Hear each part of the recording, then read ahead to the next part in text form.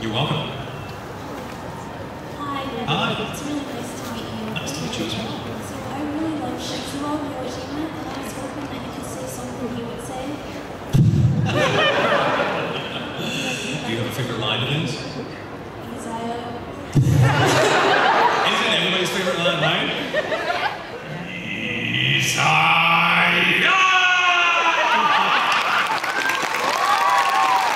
Thank you so much. Hi. Hi. Before I ask my question, I just wanted to say, like, I love you as a voice actor as Haji Itachi. Oh, thank you. My question is, what was your favorite moment in Blood Cousins Haji?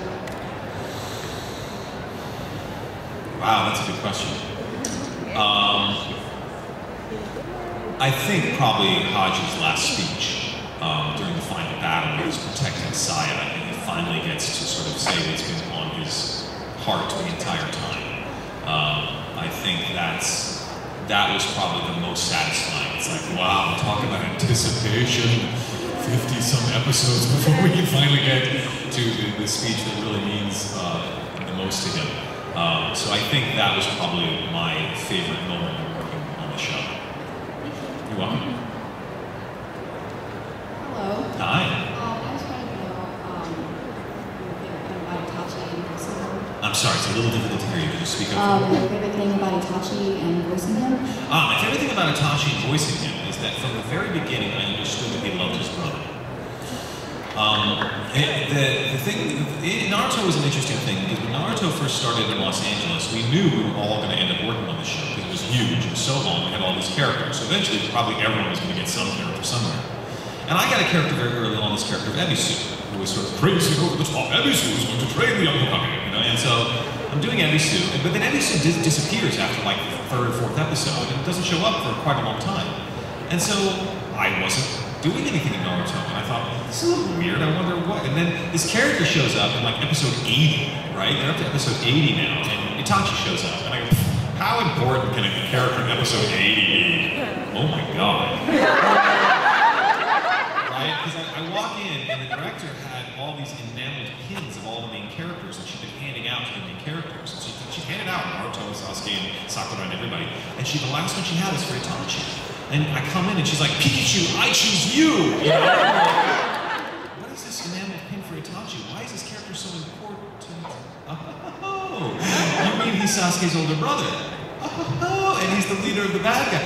I get it. Okay, we'll take. And from the very beginning, I'm watching this and I'm going, as an actor, I have to figure out psychologically what's motivating this character. And he is all up in Sasuke's face. That first session we did, that he pins him to the wall and says, you don't have enough paint. And I was like, why is he doing this? And later on, fans were emailing me and they'd say, well, why do you think Itachi is doing this? And I would say, because he loves his brother. And they're like, no, he's evil, he's a bastard. He's so awful. And I'm like, look, you don't pay that much attention to someone unless you care about them, right? You can't hate someone you don't care about.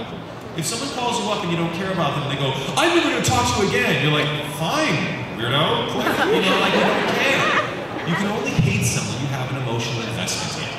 And I thought, he's trying to rough this guy up because he's trying to make him tougher. And I thought, I bet he loves his brother. And then of course like 4 or 5 years later, they're like, oh my god, Itachi totally did it for his brother, he loves him. And I was like, called it. So, yeah. And so it's nice to be able to play a character like that.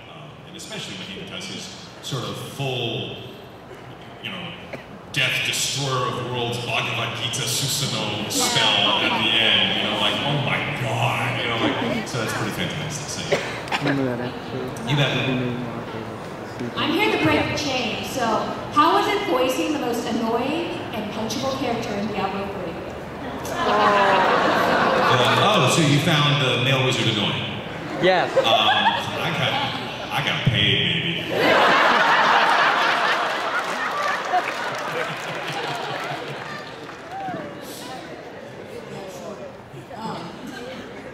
As a voice actor, do you think it was easy when you started, or did you have to kind of work at it before you got comfortable? When I started, was starting out as a voice actor difficult or easy?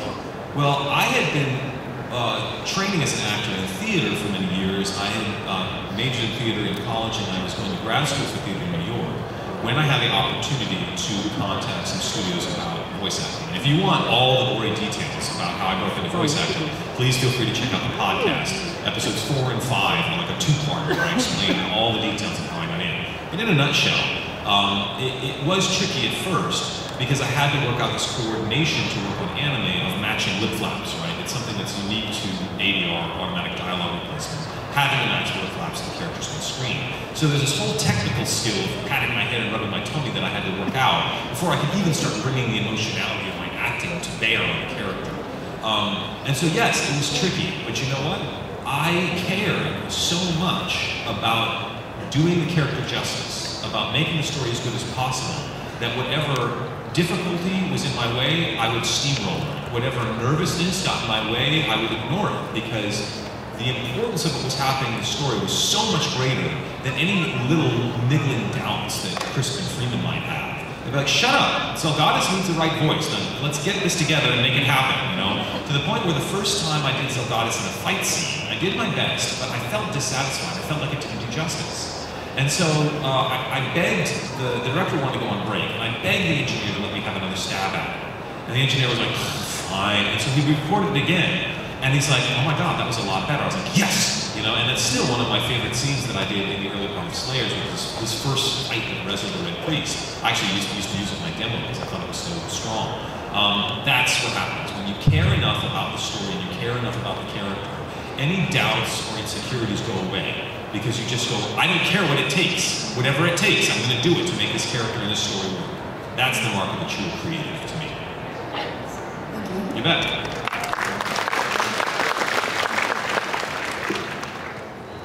Hello. It's nice to meet you. Nice to be met. So my question for you is, as a voice actor, do you have any advice for someone who wants to get into the industry? Has never had any acting process, has never done anything with it, but is just really interested in it? Yes, I have all sorts of advice for voice actors. It is the most common question that I get at conventions. Unfortunately, you know, we have a limited amount of time, and you know, I can't work with you on acting right here and now.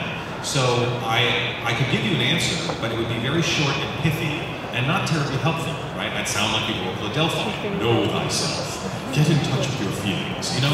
And this is all true, but not actionable. You can't now go home and do anything to practice your acting. That's why I created the podcast, okay? The question of what it takes to be a voice actor is very simple. The answer is really complicated because all of you are so different from each other. And all of you have different backgrounds and different abilities and different tendencies. And so the podcast is my way to try to give you something that's actually useful and actionable. So, if you don't have any acting experience, get something, right? I mean, you will find that 75% of the voice actors have theatrical experience of some sort. They have got up in front of people and performed. There are people who have not done that, who are successful in voice acting as well, but they have a different journey, right? And so you might want to listen to them. I don't know that Steve Bloom spent a lot of time acting up on stage in front of people. He learned because he was actually in the studio watching everything go down. He sort of learned piecemeal as he went. And I had a time to interview with him, and it was very important for me to interview Steve so you could have that different journey. I have like too much school, it's ridiculous. I have far too many degrees, it's sort of annoying. So we have completely different paths towards becoming a voice actor. So my advice to you is to listen to the podcast from the beginning. It really will be the most helpful. And also, any opportunity you can to practice acting is going to be helpful. Sound good? You bet.